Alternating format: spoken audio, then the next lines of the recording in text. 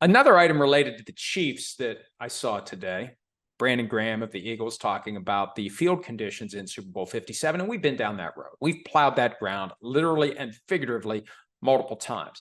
But it reminded me of something that I don't think I've really focused on, because what it does is it goes back to the whole turf versus grass debate. And the top 5 conspiracy theorist in me would say, hey, at a time when players are clamoring for grass, let's give them a bad grass field and say, hey, you wanted grass.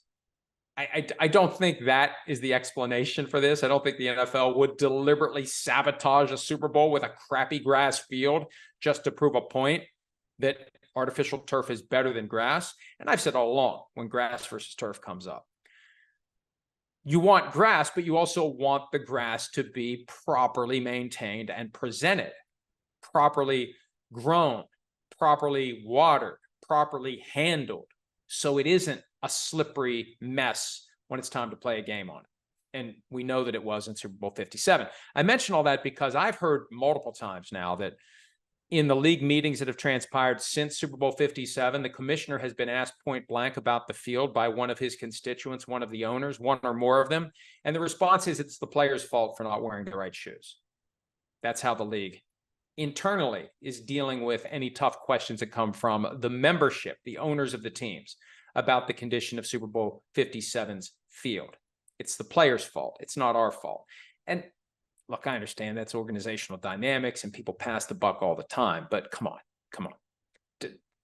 Is anyone really buying the idea that it's on the players and the teams to know when to change cleats? And don't you think they did at some point? Haven't we seen the stories that they did?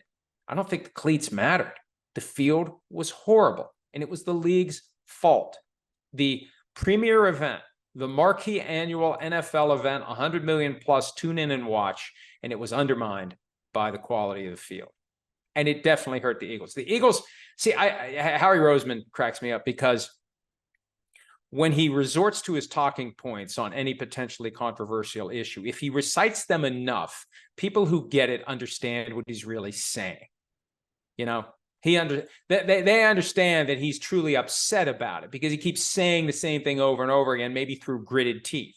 But he took the high road on the quality of the field, and he says it, and he says it, and he says it. And I think the average person who gets it would say, he's not happy, they're not happy. But what does it prove?